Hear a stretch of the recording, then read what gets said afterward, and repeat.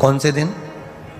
रविवार की प्रदोष के दिन ये प्रयोग अवश्य कर कर देखिएगा। ज़्यादा बार नहीं करना है, केवल एक ही बार करना, बाबा स्वयं कृपा करेगा।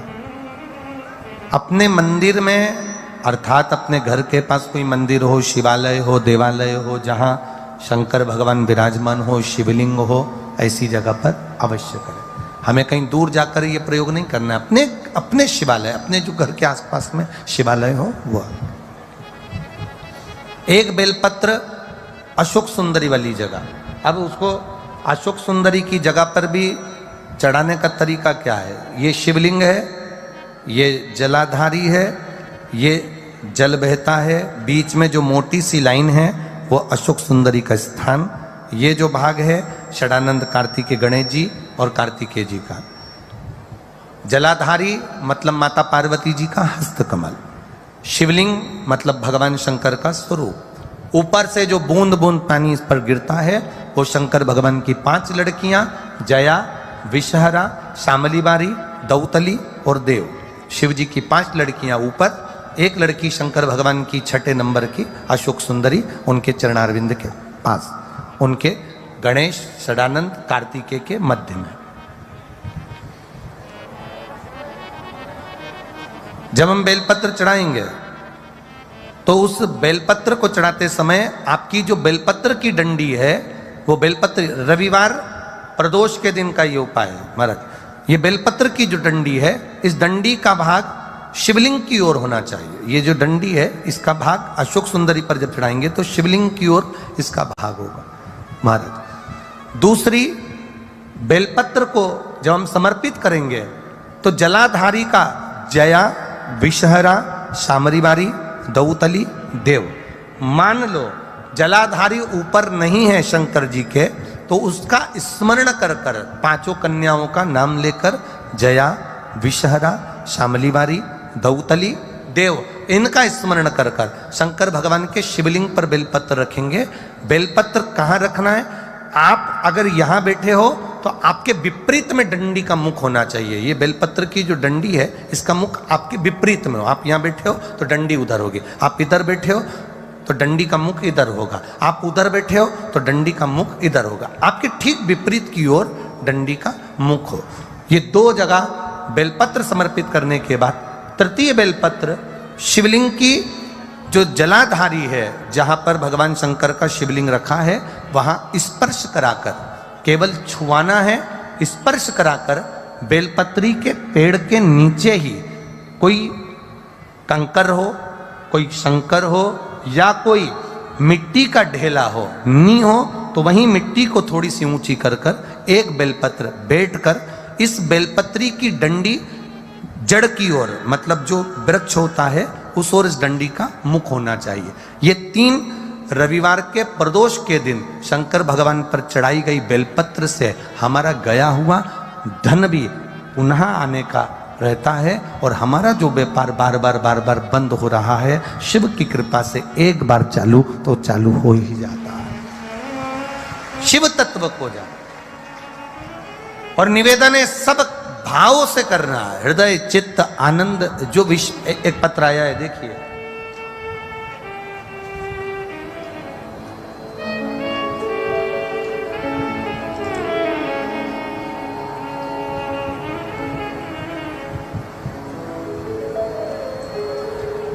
मैं सुशीला देवी भिवानी राजस्थान से आई हूं। कहीं बैठी हो सुशीला देवी तो हाथ हिला सकती हैं। भिवानी राजस्थान, मैं सुशीला देवी भिवानी राजस्थान से आई हूँ। गुरुदेव, मैं बाबा का क्या वर्णन करूँ। मेरा लड़का सरकारी नौकरी की तैयारी कर रहा था पर उसका जॉब नहीं लग पा रहा था। तब मैंने आपकी पंच बेलपत्र का प्रयोग करवाया और पंच बेलपत्र वाला प्रयोग कराया तो बाबा की कृपा से, पशुपतिनाथ की कृपा से मेरे बेटे का सरकारी जॉब लग गया। इसलिए मैं बाबा को यहाँ प्रणाम करने के लिए आई हूँ। ये शिव तत्व है, वो घड़ी है। और ऐसे कई पत्र हैं जिन पत्रों में आप लोगों की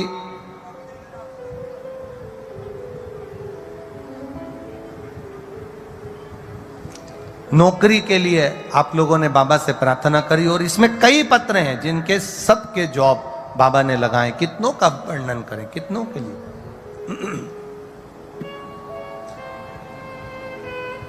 एक विश्वास के साथ, एक भरोसे के साथ, एक दृढ़ता के साथ आप शिव की आराधना करें। 3 स्थान पर बेलपत्र।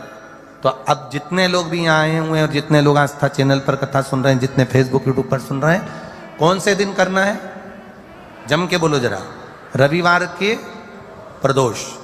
पहला बेलपत्र बोलते जाओ जम के, अशोक सुंदरी।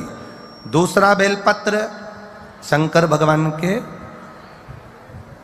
जम के बोलिए,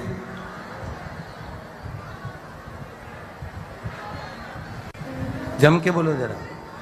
दूसरा बेलपत्र शिव लिंग के ऊपर 5 कन्याओं का स्मरण कर कर नाम बोलेंगे सभी। जया, विषहरा, श्यामली बारी, दौतली, देव, ये 5 कन्याओं का स्मरण करके शिवलिंग पर। तीसरा बेलपत्र जलाधारी, जहां शिवलिंग रखा हुआ है उस जलाधारी पर स्पर्श कराकर और वो बेलपत्र का भाग ले जाकर बेलपत्र के वृक्ष के नीचे। अब बेलपत्र के वृक्ष के नीचे ऐसा क्या होता है गुरुजी कि बेलपत्र के वृक्ष के नीचे भी बेलपत्र चढ़ाने का फल मिलता है? ऐसा है क्या? तो महाराज कूर्म पुराण अध्याय 23 कभी ध्यान से पढ़ना उसको। स्कंद पुराण को ध्यान से पढ़ना। कभी मौका मिल जाए तो गर्ग संहिता को स्मरण करिएगा, और कभी मौका मिल जाए तो विष्णु पुराण, नारद पुराण का स्मरण करिएगा, और कभी मौका मिल जाए अगर हो तो नरसिंह पुराण का भी स्मरण कर कर आप उसमें पढ़ेंगे कि बेलपत्र के पेड़ के नीचे एक बार भगवान नारायण ने लक्ष्मी को सेवा के लिए रोका है।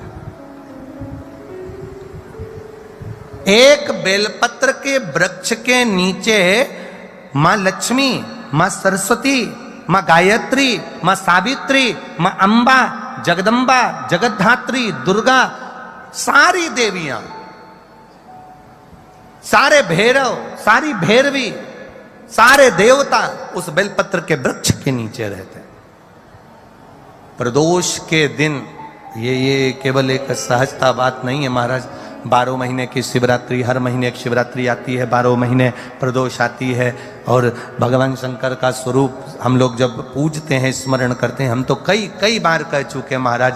इसमें एक पत्र किसी ने भेजा है, उस पत्र में किसी बहन ने लिखा कि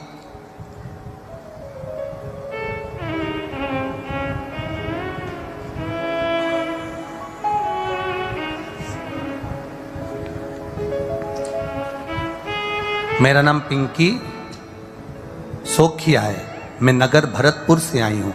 ये पुष्टे पर उन्होंने लिख के भेजा है, लाई होंगी हवा करने के लिए, लिखा है पुष्टे पर। कहीं बैठी हो पिंकी सोखिया, मैं नगर भरतपुर से आई हूँ। कहीं बैठी हो तो अपने दोनों हाथ हिला सकती हैं, पिंकी सोखिया। इन्होंने पत्र में लिखा है, गुरुजी मैं क्या वर्णन करूं, आप व्यासपीठ से कह देते हो शंकर भगवान के उपाय, हम दिल से करते हैं ना। एक दुकान थी गुरुदेव, वो कभी नहीं चलती थी, बहुत दुखी थे। आज बाबा ने ऐसा हाथ पकड़ा कि पहले नंबर पर दुकान मेरी चल रही है और मैं बाबा को यहाँ प्रणाम करने आया। ये शिव तत्व है, यो घड़ी, ये त्रिकालदर्शी या कैलाशी या अविनाशी है। उसका किया गया भजन, उसका किया गया स्मरण, उसकी भक्ति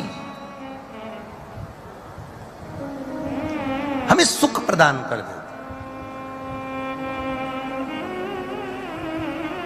अरे खाली न जाता कोई, बोलो बोलो जम के, खाली न जाता कोई। तीनों पंडाल के बोलिए जरा, दर से तुम्हारे मैं भी खड़ी हूँ नन्ही बाहें पसारे, अपने हृदय लगा लो, गिरा जा रहा हूँ, उठा लो, बोले अपने दर से अब तो न टालो, गिरी जा रही हूँ उठा लो। दिल से पुकारो उसको, दिल से कहो उससे, सुनेगा। आधा मन तुम्हारा कहीं लगा है, आधा मन कहीं लगा है। हम तो कई बार कह देते हैं, जो माताएं सीरा बनाती है हलवा, तो आटा सेकती है ना, रवा सेकती है, सूजी सेकती है, और वो सूजी अगर सही नहीं सीखी हो, रवा सही नहीं सीखा हो, आटा सही से नहीं सीखा हो, तुम उसमें कितना ही घी डाल दो, कितना ही पकवान डाल दो, कितनी बादाम डाल दो, कितनी काजू डाल दो, अगर वो आटा सही नहीं सीखा, अगर वो सूजी सही नहीं सीखी, अगर वो रवा सही नहीं सीखा, अगर वो बेसन सही नहीं सीखा, तो ईमानदारी से बोलना, हलवे में, सीरे में आनंद आएगा क्या? स्वाद आएगा क्या? नहीं आएगा। सीरे के लिए आटा सबसे अच्छा सिखा होना चाहिए, रवा सिखा होना चाहिए। इसमें घी से मतलब नहीं है, इसमें बादाम काजू से मतलब नहीं है। अगर आटा अच्छे से सीख गया, सूजी अच्छे से सीख गई, रवा अच्छे से सीख गया, बेसन अच्छे से सीख गया, तो पक्का उस हलवे में, उस सीरे में स्वाद आएगा। उसी तरह आप भी भगवान की भक्ति में अच्छे से रम गए तो तुम जो करोगे परमात्मा आपको लाकर देगा, ये निश्चितता है। आप उसमें रमो तो। हम बनावट से जरा दूर तो हटे, हम तो बनावट में लगे। तिलक लगा लियो तो बहुत बड़े महाराज हो गए, बहुत बड़े, हमारे बराबर कोई शंकर जी का उपासक नहीं है। खूब सारी माला पहन ली तो हमारे बराबर शंकर जी का उपासक नहीं। कपड़े चेंज कर लिए तो हमारे बराबर कोई शंकर का उपासक नहीं ना।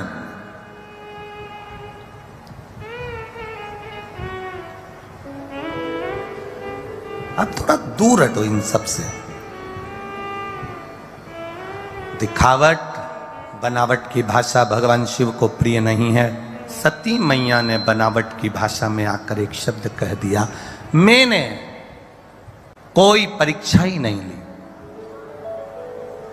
असत्य बोल गई मां। एक झूठ व्यक्ति की जिंदगी को बर्बाद कर देता है। एक कौवे को एक हंसनी पसंद आ गई। कौवा उस हंसनी को अपने घर लिया है। अब हंस को बड़ा दुख हुआ। हंस ने थाने में जाके रिपोर्ट कर दी, मेरी हंसनी को कौवा ले गया, मुझे मेरी हंसनी दिलवा दो। थानेदार ने रिपोर्ट लिख ली, केस चालू हो गया, अदालत में बात पहुंच गई। कौवे को मालूम पड़ा कि हंस ने केस लगाया है हंसनी के लिए और ये अदालत तक पहुंच गई है बात, तो कौवा जज के घर गया और जज के घर जाकर कौवे ने जज साहब से कहा, जज साहब, व्यक्ति की 7 पीढ़ी बैकुंठ में है कि नरक में, या तो कौवा जानता है या ब्राह्मण जानता है। इसलिए श्राद्ध में दोनों की महाप्रसादी होती है, दोनों का भोजन होता। ब्राह्मण भी जानता है कि 7 पीढ़ी कहां है और कौवा भी जानता है 7 पीढ़ी कहां। मैं आपकी 7 पीढ़ी को देख रहा हूं, आपके दादा परदादा को देख रहा हूं। मैं, अगर तुमने मेरा एक काम कर दिया, हंसनी को मेरा बना दिया अदालत में, मैं तुम्हें जीते जी तुम्हारी 7 पीढ़ी से मिला दूंगा। जज साहब, बस एक काम तुम्हें करना है, मेरी हंसनी बना देना है। कौवा कहकर चले गया। जज साहब कुर्सी पर बैठ गए, निर्णय चालू हुआ। निर्णय सुनते सुनते जज साहब ने निर्णय दे दिया कि हंसनी हंस की नहीं, हंसनी तो कौवे की है। हाहाकार मच गया पूरी अदालत में, यह निर्णय गलत हुआ है। पर बोले तो बोले कौन? निर्णय जज ने दिया है। जज ने निर्णय दिया, हंस रोता हुआ बाहर निकल गया। कौवे से जज साहब ने कहा, कौवे, मैंने तेरा काम कर दिया, हंसनी को तेरा बना दिया, अब तू चल, मेरे दादा परदादा से मेरी 7 पीढ़ी से मुझे मिलवा। तूने कहा था जीते जी मिलवाऊंगा। कौवा कहता है मेरे पीछे चलो। कौवा आगे आगे उड़कर चला। जज साहब गाड़ी लेकर पीछे पीछे चले। चलते चलते चलते चलते चलते एक घने जंगल में पहुंच गए। नगर से बाहर, खेड़े से बाहर, शहर से बाहर, गहरी खाई के पास पहुंच गए। कौए ने जज साहब से कहा आओ गाड़ी से बाहर निकल कर। जैसे ही जज गाड़ी से बाहर निकला, बहुत तेज बदबू आ रही थी। जज ने मुख पर रुमाल रखा, रुमाल रखकर कहता यहाँ कहाँ लेकर आ गया? कौआ कहता है जज साहब आगे तो आओ। जज और आगे आए, एक मरा हुआ कुत्ता पड़ा था। उस मरे हुए कुत्ते के पास में 2 इल्लियां थी, एक सफेद एक काली। उसी समय पर कौए ने कहा जज साहब ये जो 2 इल्ली दिख रही है ये तुम्हारे दादाजी और तुम्हारी दादी जी हैं। कौआ तू तो कहता था मेरे दादा दादी बैकुंठ में, मेरे दादा दादी तो अच्छी जगह पर बैकुंठ में विराजमान है। तू तो मुझे जीते जी मिलवा रहा था, फिर ये नरक में मेरे दादा दादी को, मेरे माता पिता को तू इस नरक में क्यों दिखा रहा है? कौआ कहता है जज साहब जिस समय मैंने कहा था तुम्हारे दादा दादी बैकुंठ में ही थे, पर आपने अपनी कुर्सी पर बैठकर एक निर्णय गलत कर दिया, इसलिए तुम्हारे दादा दादी को नरक में फेंक दिया। एक निर्णय, एक झूठ, एक असत्य, एक अपशब्द तुम्हारी 7 पीढ़ी को उठाकर नरक में पटक देती है। दिन भर तुम मोबाइल पर कितना झूठ बोलते हो, दिन भर तुम कितना झूठ बोलते हो, तो तुम्हारे पूर्वज बैकुंठ में या पितृलोक में नहीं मिलने वाले, यहीं गटर में कहीं पड़े हुए मिलेंगे, उनको ढूंढना। तुम एक झूठ 7 पीढ़ी को नरक में लाकर छोड़ देती है। तो दिन भर में कितना झूठ बोलते हो, कितना कपट करते हो, कितनी बेईमानी की जिंदगी जीते हो। जरा विचार करना कि हमारे पूर्वज क्या बैकुंठ में मिलने वाले हैं? हमारे पूर्वज क्या स्वर्ग में मिलने वाले हैं? एक झूठ 7 पीढ़ी को नरक में पटक देता है। शंकर भगवान के सामने माता सती ने केवल एक झूठ बोला और उस झूठ का परिणाम यह निकला कि सती को भी प्राण त्यागना पड़े और सती के पिता को बकरे का मुंह लगाना पड़ा। एक झूठ उसके पिता को भी पशु बना देता। एक झूठ व्यक्ति की 7 पीढ़ी को नरक में ले जाकर पटक देता। और तुम झूठ बोलकर खुश हो रहे, मेरे बराबर कोई अप टू डेट नहीं। दिन भर झूठ बोलो मोबाइल पे, कोई पूछे कहाँ हो तो के दुकान पे लगाओ तो घर पे के तो दुकान पे, यहाँ के हो तो वहाँ के हो तो वहाँ। 24 घंटा झूठ, छल, कपट, प्रपंच की जिंदगी जी रहा है और सोचे कि परमात्मा मेरे दिल की मुराद पूरी कर दे। भगवान के तेरे जैसा कपटी नहीं देखा संसार में। कहाँ आफत में पड़ा? दिल से पुकारो। अब कई लोग कहते हैं गुरुजी भगवान को रिझाने के लिए हम कौन कौन सा प्रयास करें? हम कहें पहला प्रयास, भगवान को दिखावट पसंद नहीं है, भगवान को बनावट पसंद नहीं है और भगवान को सजावट पसंद नहीं है। पहला प्रयास करना, जैसे हो वैसे रहो, जैसे बोलते हो वैसे रहो। अपनी जिंदगी को दिखावे से मत करना कि मैं बहुत अप टू डेट बनकर जाऊंगा तो किसी को प्रसन्न कर लूंगा। अच्छे कपड़े पहनकर, अच्छे आभूषण पहनकर आप दुनिया को प्रसन्न कर सकते हो, पर अच्छा मन रखकर तुम महादेव को प्रसन्न कर सकते हो। ये तुम्हारे भीतर की श्रेष्ठता है।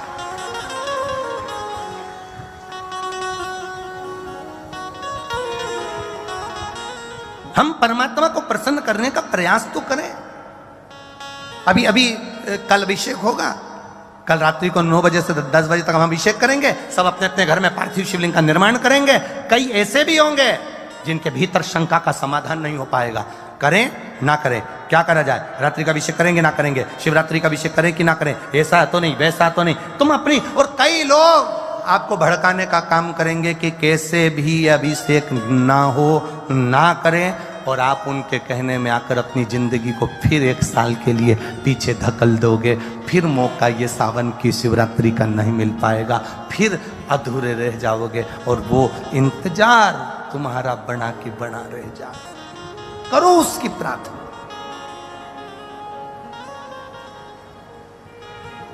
दिखावट की जिंदगी से दूर हो जा। माता सती ने एक झूठ बोल दिया, एक झूठ माता सती का उनके पिता को बकरे का मुंह लगवा दिया। एक झूठ।